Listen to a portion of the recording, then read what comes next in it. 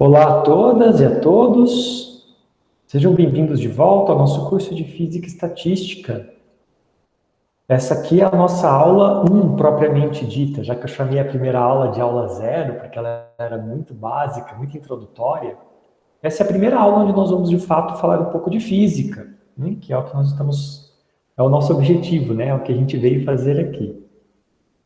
E o que nós vamos fazer é ainda em caráter introdutório, ainda, né, com carinha de início de curso, eu vou mostrar para vocês os fundamentos básicos de como nós descrevemos um sistema físico através da estatística.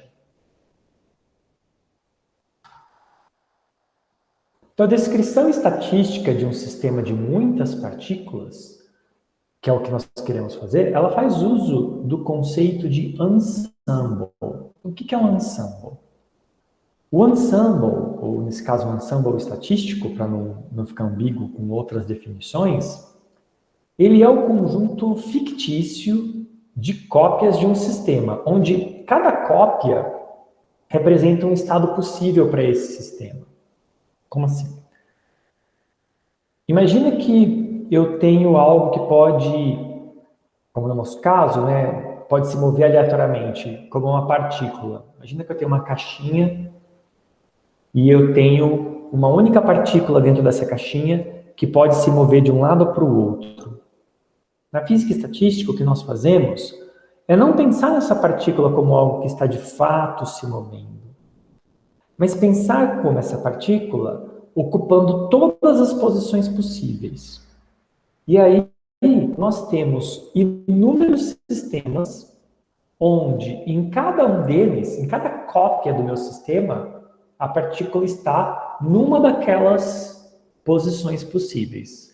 A palavra posição aqui é forçar um pouco a analogia, porque pode ser qualquer variável, qualquer parâmetro que descreva esse sistema. Pode ser, por exemplo, orientação magnética, como a gente vai ver mais para frente. Pode ser realmente posição e momento, pode ser energia. Então, qualquer parâmetro que descreva o meu sistema pode variar microscopicamente, e essa é a palavra-chave aqui, é microscopicamente. Cada partícula microscópica do meu sistema pode ter essa característica variada. O que eu imagino são um número grande de cópias do meu sistema, onde em cada cópia a situação é levemente diferente. Nós vamos ver com o tempo que, na verdade, esse conceito ele se expande, ele se especializa dependendo de qual categoria de problema físico nós vamos abordar.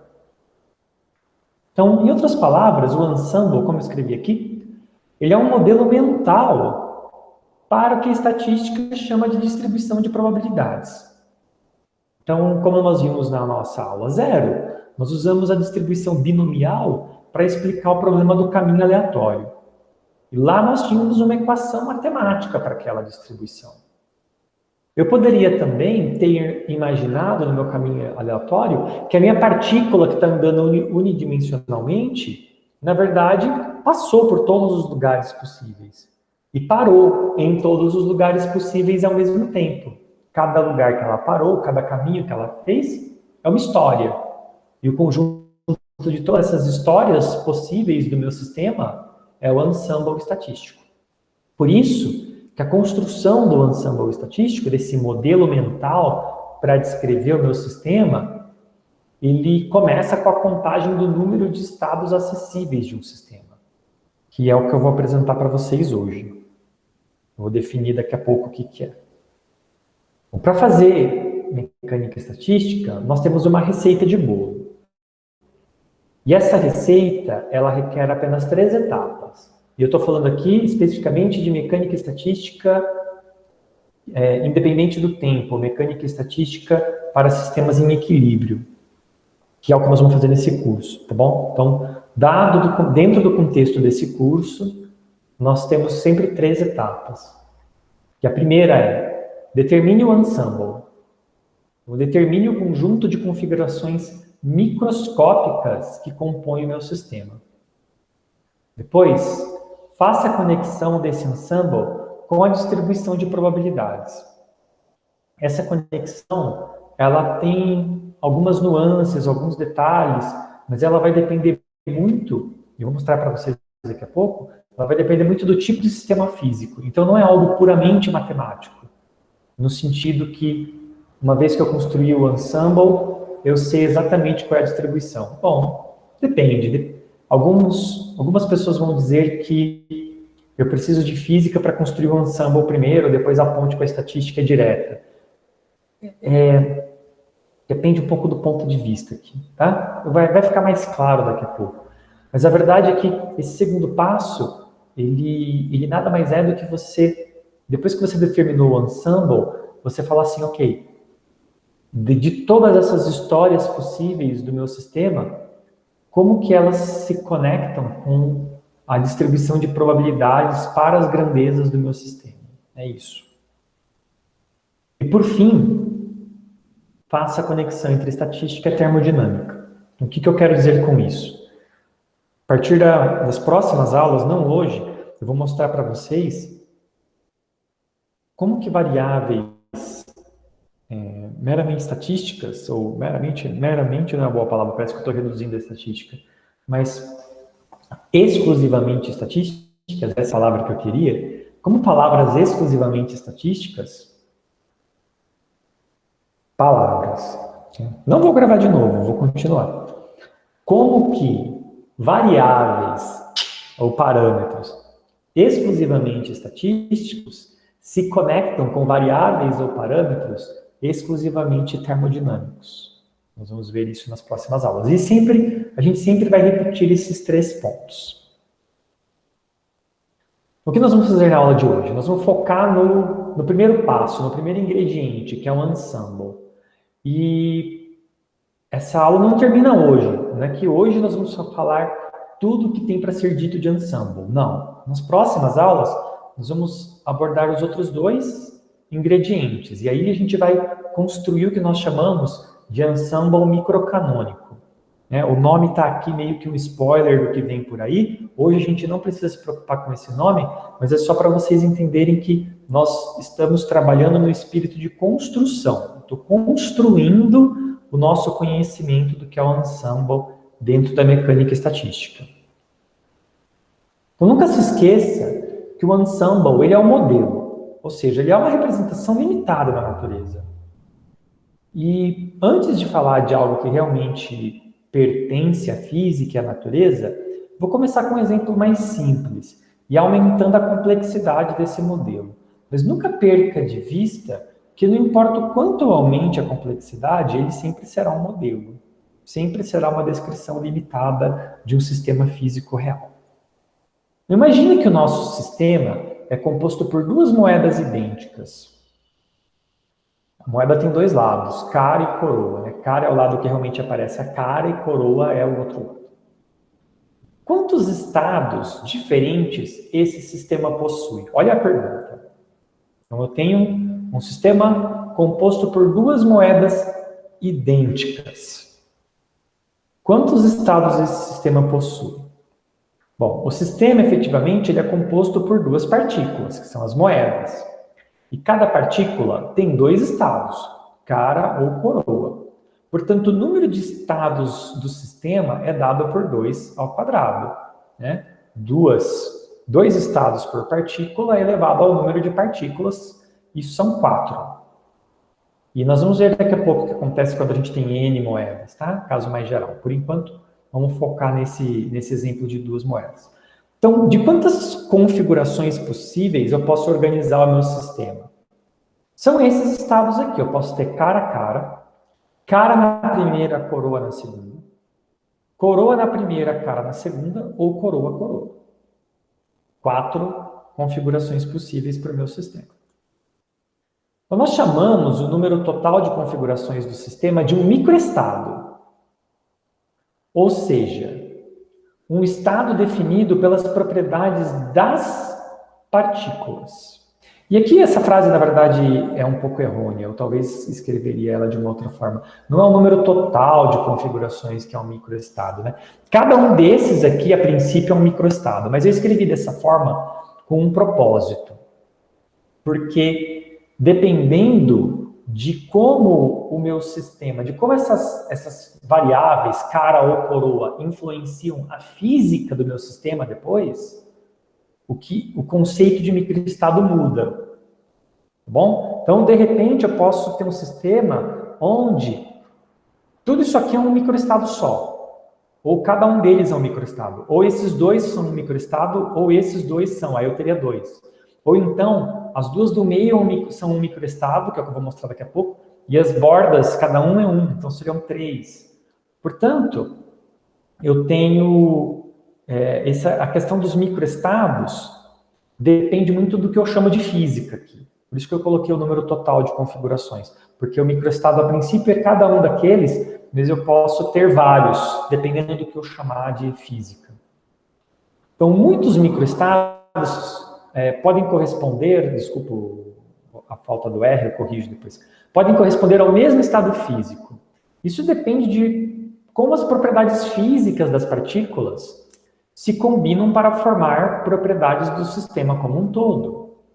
E aí entra um conceito, que é o conceito de multiplicidade. Então, a multiplicidade de um estado é o número de configurações que resulta nas mesmas propriedades físicas daquele sistema, ou seja, o que nós chamamos de um macroestado. Então, aqui começam a se cimentar duas palavras que vão ocupar a nossa mente de agora até o fim do curso. Microestado e macroestado. Então, vamos falar mais um pouquinho sobre isso antes de continuar. O que é um microestado? No exemplo das moedas, de repente, cada um desses pode ser um microestado. Tá bom? Então, isso é um microestado, isso é um microestado, isso é um microestado, isso é um microestado. E aí, eu posso organizar esses microestados de acordo com o que eu chamo de física, de acordo com o que é físico para mim, porque isso aqui é estatística. Eu estou usando moedas como modelo para representar um sistema que pode ter duas configurações possíveis e é composto de dois corpos. Eu estou modelando esse sistema com moedas. Agora, lembra, o primeiro passo da minha receita é fazer a conexão, primeiro é determinar o ensemble, que é isso daqui, né? É ver todas as cópias possíveis do meu sistema, cada uma numa configuração, mas em seguida é dizer como que isso aqui representa algo físico. Então, eu tenho microestados que se organizam para formar um macroestado. E para mim o macroestado é aquilo que eu meço, é aquilo que tem propriedades macroscópicas bem definidas. Ok, espero, se não estiver claro ainda, mais para frente a gente vai tirando dúvidas. O que é o microestado e o macroestado. E talvez fique mais claro no exemplo que vem por aí. Então, em geral, o número de microestados, ele depende apenas do número de partículas que eu tenho ali dentro e obviamente, de quantos estados cada partícula tem, enquanto que a multiplicidade de cada macroestado depende da física do sistema. É o que eu estou falando aqui. Eu tenho uma contagem de todos os microestados que eu tinha ali no meu sistema, todas as configurações possíveis.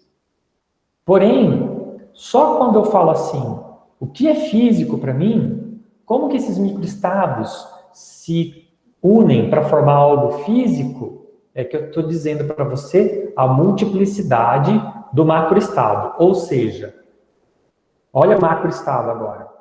Um estado do meu sistema com propriedades macroscópicas definidas, como temperatura, pressão, volume. Eu posso pegar um estado como esse e falar assim, esse estado com volume definido, temperatura definida, pressão definida, esse cara, a ele correspondem 3 microestados, ou 3.000 microestados, mas nenhum a mais, nenhum a menos. Mas para fazer isso, eu precisei de física. Eu precisei falar o que é físico nos meus microestados. Mais uma vez, nós vamos chegar lá daqui a pouco. Então, chamamos de ômega a multiplicidade de um macroestado. E aqui, P1, P2, até quantos você quiser, né? Você tem várias variáveis aqui, e eles formam um conjunto dos PI parâmetros que descrevem esse estado. Então, são macroparâmetros, parâmetros do meu sistema macroscópico. E ômega é um número. Dado essas propriedades macroscópicas do meu sistema, já adiantando, aqui vai aparecer pressão, volume, temperatura, número de partículas, entre outras coisas, energia total do sistema. Dado esses, energia, que seria energia interna, né? Dado esses parâmetros, eu quero saber quantos microestados correspondem a este macroestado. E esse número é essa propriedade ômega.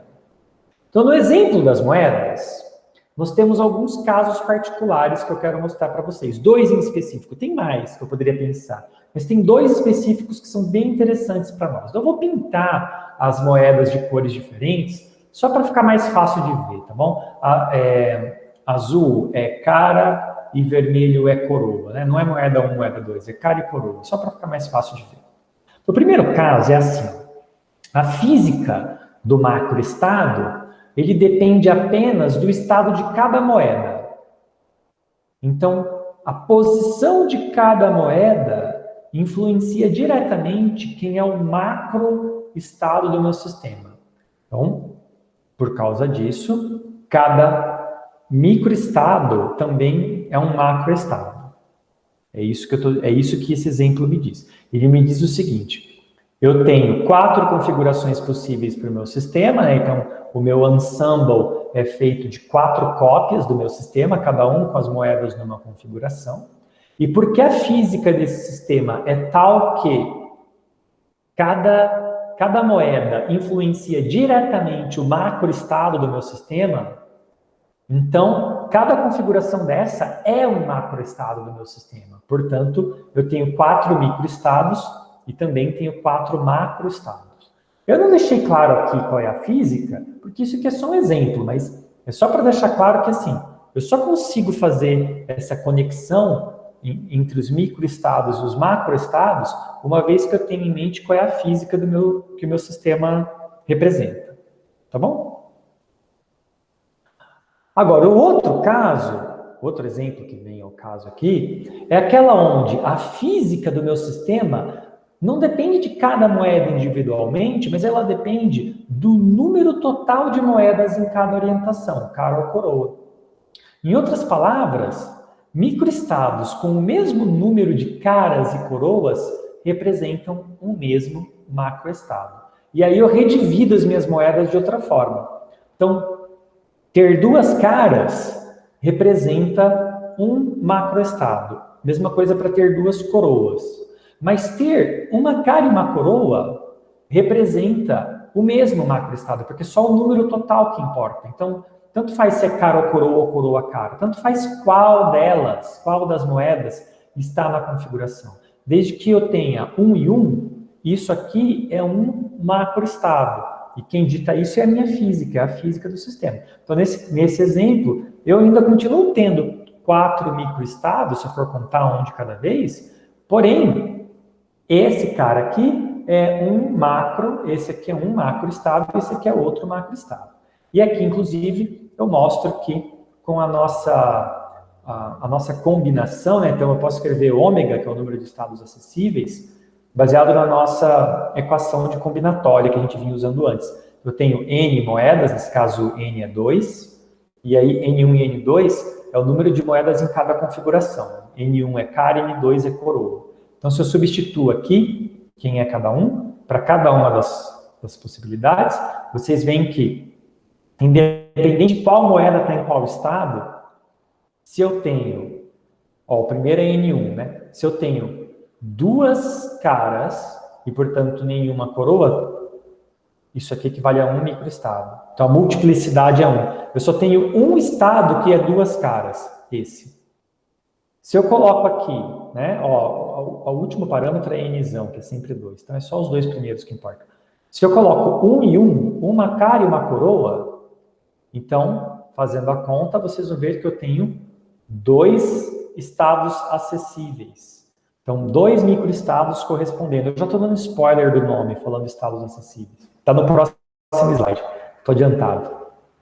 E, por fim, se eu colocar 0 e 2, que é 0 caras e 2 coroas, de novo eu só tenho 1.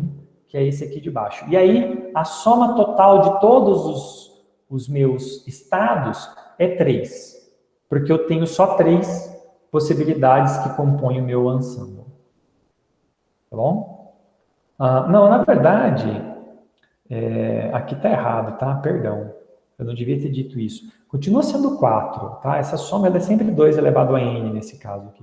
Continua sendo 4, é 1 mais 2, porque eu tenho esses microestados, certo? Cada um deles tem um microestado. É que aqui, era outra coisa que eu quis dizer, é que o número de macroestados eram 3, né? Não é a soma de ômega. A soma de ômega é 4, de qualquer maneira.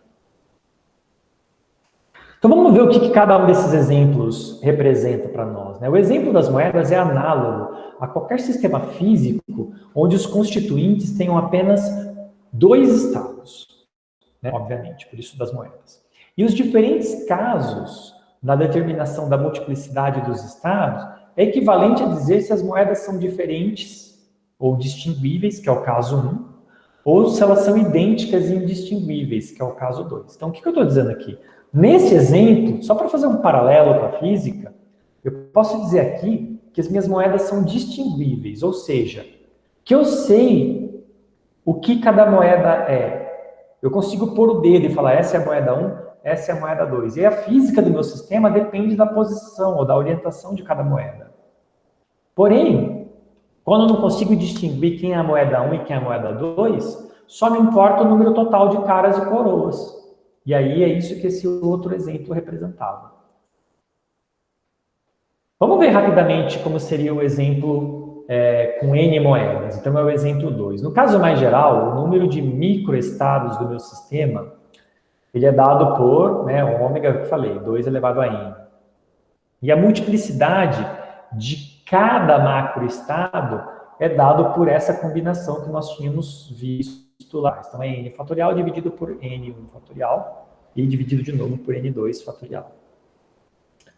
Aqui, n1 e n2 é o número de partículas em cada um dos 2 estados possíveis. E nós vemos bem rapidamente que eu só tenho 2 parâmetros independentes, porque o número total, nzão, ele é n1 mais n2. Então, de repente, eu posso eliminar n2, isolando ele nessa equação e substituindo de volta. E eu fico, em vez de ficar assim com ômega de n1, n2 e n, eu fico com ômega de n1 e n, já que o n2 é o complementar do n1 em n.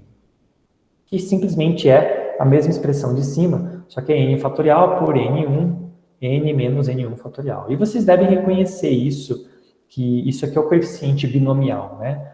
A gente representa assim com um parênteses, e aqui nk, só para usar variáveis diferentes um pouco. N é o número total e k é o número de elementos. Então, o coeficiente binomial, ele aparece em várias áreas da estatística e da probabilidade, e nem sempre ele está ligado com combinatória.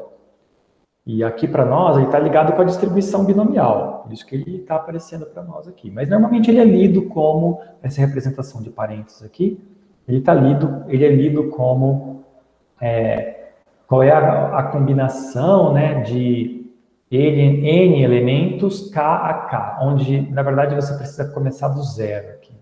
E isso se forma, é possível montar o chamado triângulo de Pascal, lembrando que esses 2 parâmetros começam em zero. Então, por exemplo, se eu tenho 0 elementos, combinado de 0 em 0, né, é trivial, você coloca 0 em tudo aqui, dá 1. Depois, se eu tenho 1 elemento, eu posso pegar nenhum, então 1 elemento combinado de 0 em 0, né, então eu não pego nenhum, é sempre 1. E 1 elemento pegando de 1 em 1, eu só tenho uma possibilidade que é 1 também. Depois, com 2 elementos, nós temos 2 elementos não pegando nenhum, então, isso tem uma possibilidade, que é não pegar nenhum. Essa coluna sempre vai ser 1 pelo mesmo motivo, porque ele é 0, né? Eu tenho n elementos, mas não peguei nenhum. Só tem um jeito de fazer isso, que é não pegar nenhum. Então, é sempre 1 aqui. Depois, se eu posso pegar de 1 em 1, então se eu tenho 2 elementos e eu pego de 1 em 1, eu tenho 2 possibilidades. E, por fim, se eu tenho 2 elementos e eu pego de 2 em 2, só tem um jeito de fazer isso, que é pegar os 2. E aqui é não ordenado, a ordem das coisas não importa, por isso que forma essa estrutura. Se não, esse pegar de 2 em 2, eu poderia pensar que a ordem importa, né? Mas aqui não importa. Ok. E tenho em mente que não necessariamente isso vai ter implicações de combinatória para nós, mas vai aparecer bastante, tá bom? Isso é binomial, é o coeficiente binomial, que também faz parte da combinatória, mas não é nem sempre que ele aparece para nós, vai estar ligado com esse conceito de pegar tantos elementos de tanto em tanto, tá bom? Tenho isso em mente. Bom, o exemplo das moedas é análogo a qualquer sistema físico onde os constituintes têm apenas 2 estados, né? Foi o que eu falei agora há pouco. Então, vamos ver um exemplo mais concreto. E agora sim, nós vamos falar de física. Eu vou dar um exemplo clássico da física e estatística, e esse exemplo vai voltar várias vezes para nós. Inclusive, ele tem nome, mas eu não vou citar o nome dele agora, não. Vamos chamar ele de rede de spin, por enquanto. O que é isso? Imagina que eu tenho uma rede de átomos conectados na forma de um cristal, e cada um tem um spin quântico que pode ser spin para cima ou spin para baixo. E esses spins podem variar, flutuar de forma aleatória. Então, eu considero N partículas localizadas, são partículas fixas, cada um tem sua posição fixa, e spin meio. Spin meio na mecânica quântica significa que ele só tem 2 orientações, que é mais meio ou menos meio, que para nós vai ser para cima ou para baixo. Eles são não interagentes no nosso exemplo, ou seja, eles não interagem entre si, porém eles interagem, talvez aqui tenha ficado um pouco ruim, eles não interagem entre si, mas eles interagem sim na presença de um campo magnético, eles interagem com o campo magnético externo H, vetorial. Então, desculpa, talvez o texto não tenha ficado claro quando eu escrevi não interagentes. Eu posso mudar a frase para colocar o PDF para vocês lá no nosso arquivo. Mas a verdade é que eles não interagem entre eles, mas eles interagem com o campo magnético externo. Não interagentes, dá a impressão que não interagem com ninguém. Não é o caso. Eles interagem com o campo magnético externo. Tá bom? Considere também que apenas o número total de spins para baixo e de spins para cima influencia o macroestado do meu sistema. Ó, o que a gente vinha falando agora há pouco. Então, o meu sistema macroscópico, a física dele muda, ou ela é determinada pelo número total de spins para cima ou de spins para baixo, que são complementares, né? O total, somando um com o outro, tem que dar o número de partículas. Assim como no caso da moeda, nós sabemos que o número de microestados individuais é 2 elevado a n. E assim como no caso das moedas, nós sabemos que a multiplicidade dos macroestados, ele é dado pelo ômega, que nós estudamos. Então, ômega binomial, né? N fatorial sobre N1, N2. E, na verdade, aqui N2 é Nzão menos N1. Então, é só ômega de N1 e N. No fundo é isso. Mas agora eu vou dar um passo físico. Então, agora vem aquilo que eu falei para vocês lá atrás. Eu identifiquei todos os microestados do meu sistema e já coloquei como que a física influencia eles. E agora eu vou fazer a conexão com a física. A conexão entre a estatística e a física. A primeira conexão. Eu vou olhar aqui e dizer assim, ó, na verdade, eu quero escrever isso em função da energia do meu sistema. Para fazer isso, eu preciso entender como que cada microestado está conectado com esse conceito de energia. Então, energia é minha variável macroscópica, e ao invés de contar partículas, eu vou escrever isso aqui na forma dessa variável macroscópica. Então, antes de estudar o sistema como um todo, vamos olhar para uma partícula só. A contribuição de energia de uma única partícula é dada pelo Hamiltoniano. Vou representar por essa letra H cursiva aqui, diferente, para diferenciar do campo magnético, que também é H, tá bom? H com um vetorzinho aqui, e quando é o módulo do campo magnético, eu vou colocar um Hzão reto, enquanto que o H cursivo é o hamiltoniano, que é a energia total. Então, nós sabemos do eletromagnetismo, se eu tenho um momento magnético qualquer, e nesse caso o nosso momento magnético é o spin, mas podia ser qualquer momento magnético, A energia do meu sistema, então, é menos o produto escalar do momento magnético com o campo magnético externo. Cada partícula representada pela letra J, cada uma dessas, 1, 2, 3, 4, blá, blá, blá, até N, cada uma dessas tem a sua energia dada por essa expressão. E aí entra a física quântica e diz assim, ó, esse vetor aqui, ele não pode ter qualquer orientação, ele não é um vetor clássico, ele é um vetor quântico. Então só importa para nós o momento magnético na direção Z, que é a direção do campo. Então esse produto escalar aqui, eu chamei de Z, porque eu posso pôr Z em qualquer direção, né? O espaço é arbitrário, é livre de coordenadas antropocêntricas, né? O espaço não tem coordenadas, nós colocamos coordenadas nele, então eu posso colocar qualquer um. Eu escolho Z como se na direção do campo magnético. E aí eu posso representar simplesmente por ser esse produto escalar como sendo μz, que é a projeção deste vetor na direção Z, vezes o campo que está na direção Z mesmo. Isso aqui só tem dois valores possíveis. Isso aqui pode valer mais μ0h quando o spin está para baixo, e para baixo aqui é antiparalelo ao campo. O campo, vamos supor que o campo seja Z para cima, então spin para baixo, quer dizer que isso aqui é antiparalelo.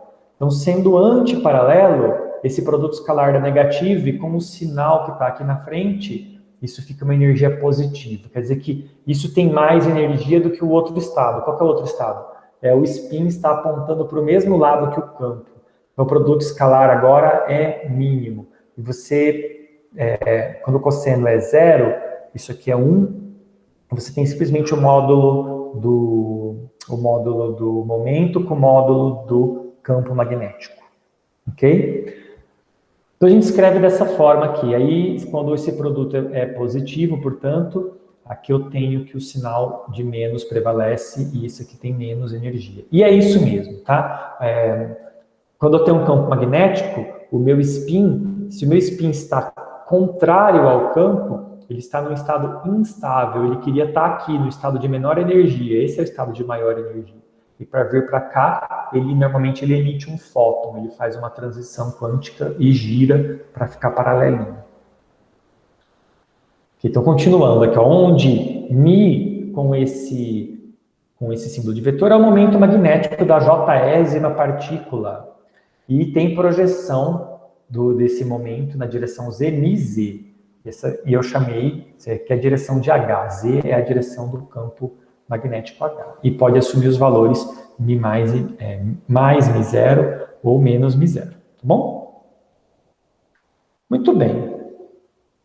Por que eu mudei? Só um detalhe. Por que eu mudei de μz para μ0? Porque μz pode valer mais μ0 ou menos μ0. Certo? Então, quando μz vale menos μ0, menos com menos mais, eu tenho esse. Quando μz vale mais μ0, mais com menos, menos, eu tenho esse aqui. Então, podemos generalizar essa relação definindo uma variável auxiliar sigma para cada partícula, portanto, sigma j. E essa variável pode valer mais 1 ou menos 1. E aí sim, aí eu pego isso e substituo aqui, de forma que eu não preciso representar mais como essa condicional. Se for mais, é spin para cima, se for menos, é spin para baixo. Não, eu tenho essa variável aqui, ó, sigma j, que ela vale para cima ou para baixo se a partícula j, na posição j da minha rede cristalina, tiver com spin antiparalelo ou paralelo, tá bom? E aí, agora que eu entendo como cada partícula funciona, eu vou juntar tudo para N partículas. Eu somo todas as contribuições, porque afinal energia é isso, energia a gente soma, né? Cada partícula tem a soma e eu somo tudo. Ao somar toda essa energia, eu faço a soma em cima daquela minha última definição, onde a única coisa que varia com a partícula é o sigma j. E aí, por que eu fiz assim? Por que eu organizei dessa forma? Eu isolei aqui a parte que é igual para todo mundo, para todas as partículas, que é a intensidade dessa interação, e deixei livre a ser determinado para cada partícula apenas a sua orientação. Mas não foi para isso que eu tinha o N1 e o N2? N1 e N2 não era o número de partículas com uma orientação ou com outra? E, de fato, se eu pego esse somatório e escrevo aqui embaixo, eu posso abrir ele, somar em N, somar em todas, eu posso abrir em duas somas. Uma onde eu tenho a soma de todo mundo, onde o sigma é mais, então N1 seria momento magnético spin antiparalelo, portanto o resultado perdão, paralelo, né? Paralelo, então isso aqui é spin para cima, é mais com menos dá menos, paralelo. E N2 é o antiparalelo, que é o negativo, sigma negativo, porque aí menos com menos mais dá o estado de maior energia. Bom? Então, esse somatório eu divido em duas. E somar o número 1 N uma vezes, dá N1. Somar o número menos 1 N duas vezes, dá menos N2. E eu posso substituir isso aqui. Então, a minha energia total nada mais é do que menos μ0 H N1 mais N2. Número de partículas com spin paralelo, que é o estado de menor energia, né? E antiparalelo, que é o estado de maior energia. Certo? Não, eu falei trocado de novo. Vamos olhar aqui, ó. Não pode ter dúvida. Spin para baixo, que é o antiparalelo, é o estado de maior energia. Spin para cima é o paralelo, é o estado de menor energia. E como esse sinal de menos é o mesmo que está aqui, portanto, o sigma, se eu olhar para o sigma mais é spin para cima e sigma menos é spin para baixo. Assim fica fácil de lembrar. Então, sigma mais, spin para cima, sigma menos, spin para baixo. Portanto, N1, spin para cima, N2, spin para baixo. Ou seja, se eu eliminar N2 daqui, eu posso escrever essa expressão como sendo menos μ0 H N1 mais μ0 H N menos N1. Com isso, eu posso combinar essa expressão, de novo, com N igual a N1 mais N2 e eliminar N1 e N2 em função da energia e do número total de partículas. Olha que coisa. Na verdade, eu não precisava ter feito esse passo aqui, né? Eu já tinha minha equação, que era essa, ó, E igual a menos μ0H N1 mais N2. Isso é uma equação, energia em função de N1 mais N2. E do lado de cá eu tenho Nzão em função de N1 mais N2. Eles são parecidos, né? E aí, a única coisa aqui tem um erro de digitação, tá bom, gente? Aqui é menos, tá? Por favor. Eu vou corrigir depois antes de colocar no site. Mas aqui é menos. É N1 menos N2, tá bom? E aqui é N1 mais N2. Então, juntando as duas equações e resolvendo para N1 e para N2, eu tenho essas expressões aqui. N1 é um meio de Nzão menos E sobre μ0H e N2 é meio de N mais, não menos, agora é mais, E sobre μ0H. Então, o que eu estou fazendo? Estou dizendo assim, pega a energia total e divide pela energia de cada partícula, eu sei quantos eu tenho numa orientação ou na outra. É isso que eu estou fazendo. E substituindo isso lá no ômega, nós chegamos nessa expressão que parece um pouco complicada, mas é a mesma coisa que a gente tinha antes. É o coeficiente binomial, mas agora escrito em função de coisas macroscópicas, da energia total do meu sistema e do número de partículas do meu sistema. Escrevendo dessa forma, finalmente eu posso bater o martelo, e falei para vocês que eu dei spoiler antes, mas ômega, que é a multiplicidade, nós também chamamos de número de estados acessíveis. Por quê? Porque normalmente esses parâmetros que eu coloco aqui são parâmetros que eu controlo ou que eu conservo, como é o caso da energia e o número de partículas. Então, se eu tenho um sistema com determinada energia e determinado número de partículas, ele tem acesso somente aos microestados que correspondem a este macroestado. Então, de todos os microestados possíveis, ele só tem acesso a esse. Então, para ser mais específico ainda, a esse conjunto, perdão, a esse conjunto, não a esse como se fosse um só, a esse conjunto contado pelo ômega. Para ser mais específico ainda, eu digo que ômega, ele é o número de microestados acessíveis ao sistema quando ele se encontra num macroestado específico determinado por E e E, energia e número de partículas. Bom, é isso por hoje. Sei que foi complexo, sei que foi mais difícil do que a aula 0, né? Mas estou aqui para tirar as dúvidas e para repetir explicações quando elas não foram claras e muitas vezes elas não são. Esse assunto realmente é um assunto básico para a matéria, mas não é um assunto simples só porque ele é básico.